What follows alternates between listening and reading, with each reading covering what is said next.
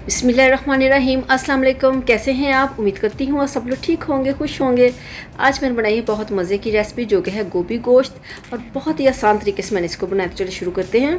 बिस्मिल्लाहिर्रहमानिर्रहीम। सबसे पहले मैंने कढ़ाई में डाल दिया है तकरीबन 1/4 कप के करीब कुकिंग ऑयल, और इसके गर्म होने के बाद इसमें शामिल करूँगी यहाँ पे मेरे पास है 2 मीडियम साइज़ के प्याज, जिसको मैंने बहुत बारीक काट लिया था। इसको हम हल्का कलर आने तक यहाँ पे अच्छे से फ्राई कर लेंगे। कुकिंग ऑयल को गर्म करके आपने प्याज डालने हैं ताकि अच्छे से ये जल्दी इसका कलर आ जाए। तो यहाँ पे ऐड करूँगी अदरक और लहसुन का पेस्ट 1 टेबलस्पून भर के। तो इसको भी हम यहाँ पे तकरीबन एक मिनट के लिए भून लेंगे ताकि इसकी अच्छी सी खुशबू आना शुरू हो जाए और जिसका पानी है एक्स्ट्रा वो बिल्कुल ड्राई हो जाए। तो यहाँ पे आप देख सकते हैं हमने इसकी बहुत अच्छे से भुनाई कर ली है। तो यहाँ पे इसमें ऐड करूँगी मैं, मेरे पास है 2 बड़ी इलायची ब्लैक कलर की, जो मैंने इसमें ऐड कर दी है। आपको पता है गोश्त में किसी भी मीट में ये बहुत लाजमी चीज़ है। तो यहाँ पे इसमें शामिल करूँगी, मेरे पास है तकरीबन ½ kg के करीब चिकन, जिसको धो के मैंने टोकरी में डाल लिया था ताकि इसका जो पानी एक्स्ट्रा है वो बिल्कुल इसमें से निकल जाए। तो यहाँ पे हम इसको फ्राई करना है चिकन को इतना कि इसका जो हल्का से इस पर कलर आ जाए। आप देख सकते हैं इसको लगे हैं तकरीबन 5 से 6 मिनट। 5 से 6 मिनट आपने इसको इसी तरह से कुकिंग ऑयल में आपने भूनना है इन प्याज और अदरक लहसुन के पेस्ट के साथ। तो यहाँ पे इसमें हल्का सा मैंने पानी ऐड कर दिया है पाउडर मसाले डालने से पहले। तो ½ टेबलस्पून इसमें गया है लाल मिर्च का पाउडर, और थोड़ी सी मैंने इसमें हल्दी डाली है, और ½ टेबलस्पून इसमें मैंने डाल दिया है खुश्क धनिया पाउडर, और ½ टेबलस्पून मैंने इसमें डाल दिया है कुटा हुआ ज़ीरा। तो ½ टेबलस्पून इसमें मैंने डाल दिया है नमक का। तो इन सब मसालों को हम यहाँ पे भून लेंगे तकरीबन 2 से 3 मिनट।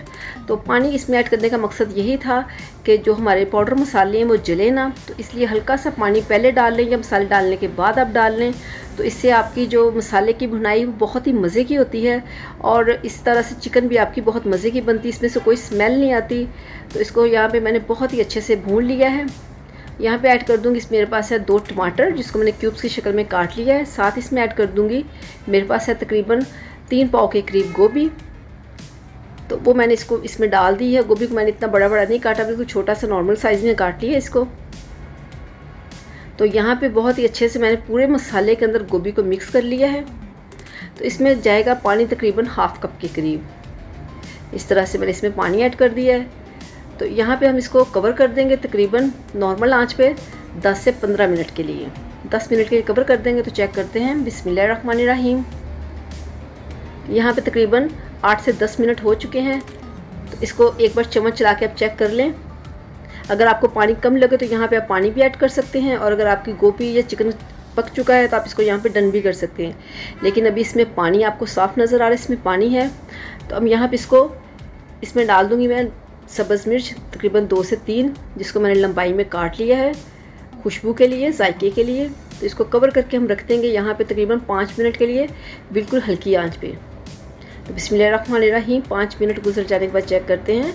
माशाल्लाह अल्हम्दुलिल्लाह आपको साइडों पर नज़र आ रहा होगा कि जो हमारा कुकिंग ऑयल है वो बिल्कुल सेपरेट नज़र आ रहा है, और जो इसके अंदर हमने पानी डाला था वो बिल्कुल ड्राई हो चुका है, और जितना हमने चिकन में फ्राई किया था तो वो भी यहाँ पर बिल्कुल गल चुका है। तो आप देख सकते हैं जो है हमारा डिश वो ही बता रही है कि वो तकरीबन गल चुकी गोभी हमारी। तो यहाँ पे मैंने ½ टीस्पून डाल दिया इसमें काली मिर्च का पाउडर, और ½ टीस्पून के करीब मैंने इसमें डाल दिया है गरम मसाला। तो ये जो मसाला है और काली मिर्च है इसको एंड पे डालते हैं, वो इसलिए कि इस तरह से हमारी जो गोभी गोश्त है उसका कलर ख़राब नहीं होगा।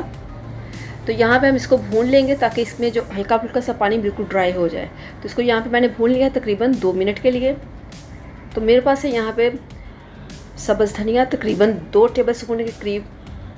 तो आपको पता है गोभी गोश्त में धनिया जो है वो बहुत ही मज़े का लगता है, तो ये लाजमी चीज़ है। तो आपने मेरी रेसिपी को इसी तरह से ट्राई करना। ये बहुत ही मज़े की और बहुत ही आसान रेसिपी। तो चलते हैं इसकी फ़ाइनल लुक की तरफ।